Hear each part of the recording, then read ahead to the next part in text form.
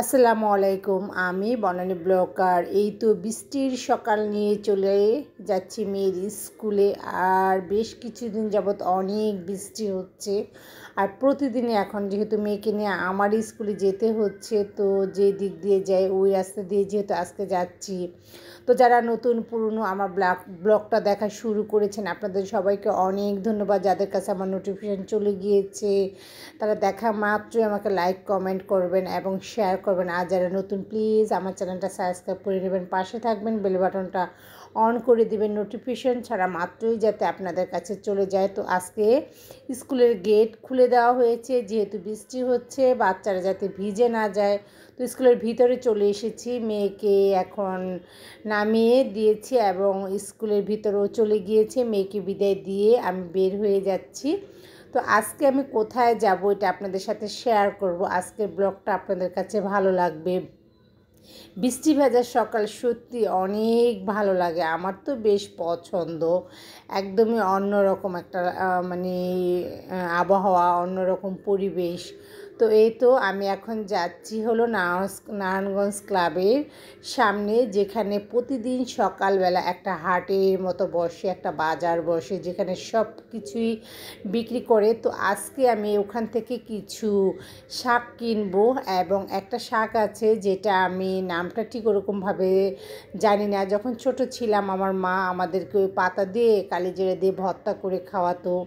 তো এই তো আমি রিক্সা থেকে নেমে তারপর হাঁটতেছিলাম। আর এই জায়গাটা হলো সম্পূর্ণ ফুলের রাজ্য। এখানে দুব্বা, আম পাতা, যারা হিন্দু ধর্ম অবলম্বনী যারা পূজা করে তাদের সামগ্রী এই জায়গাটার মধ্যে বিক্রি করে। তো আমি হাঁটতেছিলাম যেহেতু প্রচুর ভিড় ছিল আর সবাই তাদের প্রয়োজনীয় জিনিসগুলো কিনতেছিল আর আমি খুঁজতেছিলাম আমার প্রয়োজনীয় জিনিসটা পাই কিনা। তো এখান থেকে যেহেতু শুরু করেছি আর কি, আর বাজারটা যেহেতু এখান থেকে শুরু, তাই হাঁটতেছিলাম, দেখতেছিলাম যে এদের কাছে থাকে কিনা। যেহেতু এরা বন্দর থেকে আসে আর এরা যেহেতু বন্দর গ্রাম এলাকা আছে, ওখান থেকে ফ্রেশ সব কিছুই নিয়ে আসা হয় এখানে এই বাজারটার মধ্যে।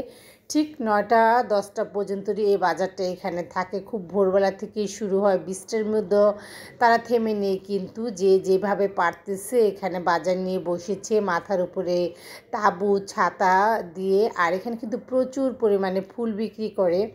তো এখানে চাইলেই সব আপনি যেগুলো চান এগুলো এখানে সবই বিক্রি করে। তো সব কিছু দেশি ছিল আর কি। তো আমি হেঁটে হেঁটে দেখতেছিলাম আর আমি খুঁজতেছিলাম আমি যে জিনিসটা চাই সেটা পাচ্ছি কি না। তারপরে এই জায়গাটার মধ্যে হলো ফল বিক্রি করে আর আমি রাস্তার ওই পাশে চলে যাব, এখন রাস্তা ক্রস করব আর কি।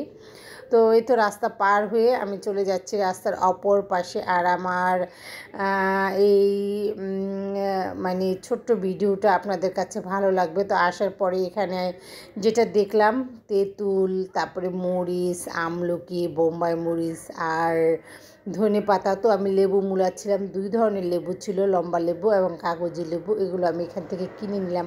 ওদের কাছে ফ্রেশ সব কিছুই পাওয়া যায়, প্রতিদিনই ওরা এখানে বাজার নিয়ে যেহেতু বসে। আর সব কিছু একটু অন্যরকম ভালো লাগছিল। এই তো বাজার, যে বাজারে সব কিছু বিক্রি করে একদম। আর আমার চোখে পড়ে গেল, আমি যেই পাতাটা খুঁজছিলাম ওই পাতাটা। তো আমি লেবুগুলো নিয়ে তারপরে আমি ওই পাতাটা নেব। তো ও আমাকে লেবু দিচ্ছিলো, ভাইয়াটা আমাকে। তো আমি বললাম যে আমাকে এই লেবুগুলো দাও। তারপরে এখানে বেশ কিছু খাবার ছিল, এখানেও বিক্রি করে কাঁচা হলুদ, তারপরে তেঁতুল। তো আমি এখান থেকে চা খাওয়ার জন্য লেবু নিয়ে নিলাম। তারপরে এই তো আমি এখান থেকে শাক নিয়ে নিচ্ছি, এগুলো হলো কলমি শাক। তো কলমি শাকগুলো দেখে আমার কাছে খুবই ভালো লাগছে। তো আমি বললাম আমাকে 2 আঁটি দেওয়ার জন্য। আর দাম কিন্তু খুব বেশি একটা না, 2 আঁটি 5 টাকা করে, 10 টাকা। এবং হেঁচি শাক দেখেছি, যে হেঁচি শাকটা আমার কাছে খুবই ভালো লাগিয়েছে, নিয়ে নিয়েছি। আর এই হলো সেই পাতা, তো 30 টাকা করে আঁটি। মামাকে বললাম একটু কমিয়ে রাখেন, সে বলতেছিল যে অন্য কিছু নেন তার দাম কমিয়ে রাখবো, কিন্তু এই শাক পাতাটার দাম কমানো যাবে না, এটা সবাই চায়, এটা খুব চাহিদা। তারপর আমি বাসার উদ্দেশ্যে রওনা দিয়ে দিলাম। আর প্রচুর জ্যামে পড়েছি, তার মধ্যে বৃষ্টিও পড়তেছিল। কতক্ষণে বাসায় গিয়ে পৌঁছাবো। আর সকালবেলা এত ব্যস্ততা থাকে, রাস্তাঘাটে এত ভিড় থাকে। তো এই জিনিসগুলো মাঝে মাঝে খুবই বিশ্রী ব্যাপার, আমার কাছে একদমই ভালো লাগে না। এই তো আমি যেহেতু বাসায় এসে পড়েছি, আর আজকে রান্না করব হলো ইলিশ মাছ। তো বৃষ্টি হলে কিন্তু ইলিশ মাছ প্রচুর খেতে ইচ্ছে করে, ভালো লাগে। তো এই জন্য আমি বড় সাইজের একটা ইলিশ মাছ ভালো করে কেটে পরিষ্কার করে নিয়েছি। আর যেভাবে খেতে পছন্দ করে ঠিক আমি আজকে ওভাবে ইলিশ মাছটা রান্না করব। যেহেতু রাজামণির বাবা খুবই পছন্দ করে, বাইরে প্রচুর বৃষ্টি হচ্ছিলো, এই বৃষ্টির মধ্যে ইলিশ দিয়ে যে কোনো খাবারই খুব ভালো লাগে, ভুনা খিচুড়ি, তারপরে খিচুড়ি, বিরিয়ানি, পোলাও। তো আজকে ইলিশ মাছটা আমি একটু অন্যরকমভাবে রান্না করব। আর বাইরে প্রচুর বৃষ্টি হচ্ছে। এই তো আমার পেঁপে, আলু এবং বেশি করে পেঁয়াজ দিয়ে একদম পাতলা ঝোল ঝোল করে ইলিশ মাছটা রান্না করব।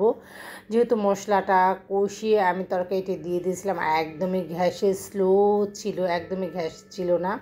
তো এই তো আমার রান্নাবাড়া যেহেতু শুরু হয়ে গিয়েছে, আর ইলিশ মাছটা কেটে আমি ধুয়ে নিয়েছি। তো ভালো করে পরিষ্কার করে ধুয়ে নেব আর কি। এইভাবে রান্না করলে বাসার সবাই খুবই পছন্দ করে। তো এই রান্নাটা আমি আমার শাশুড়ি আম্মার কাছ থেকে শিখেছি আর কি। আর আমার কাছে এভাবে রান্না করলেও ভালো লাগে। ইলিশ মাছ যে কোনো সবজি দিয়ে যেভাবে রান্না করি না কেন, সরিষা ইলিশ শুরু করে সবভাবেই খেতে কিন্তু দারুণ লাগে। তো এই তো যেহেতু ইলিশ মাছটা পরিষ্কার করে ধুয়ে নিয়েছি, আর আমি একে একে সবগুলো মাছ এখানে দিয়ে দেব দুপুরে খাওয়ার জন্য। আর এত সুন্দর একটা স্মেল বের হয়েছিল, দারুণ লাগছিল। তো রান্না পর্যন্তই অপেক্ষায় থাকতে হবে। আজকের ব্লগটা এখানে আমি আর বেশি বড় করব না। আর আপনারা আমার পাশে থাকবেন, আমাকে সাপোর্ট করবেন এখানেই। আল্লাহ হাফেজ। তো এই তো ছোট ছোট জিনিসগুলো আমার কাছে খুবই ভালো লাগে, আমি তুলে ধরতে পছন্দ করি। ভালো লাগে আপনাদের কাছে সব কিছু শেয়ার যখন একটু একটু করি আমি আমার লাইফ স্টাইলটা। এখানেই আল্লাহ হাফিজ।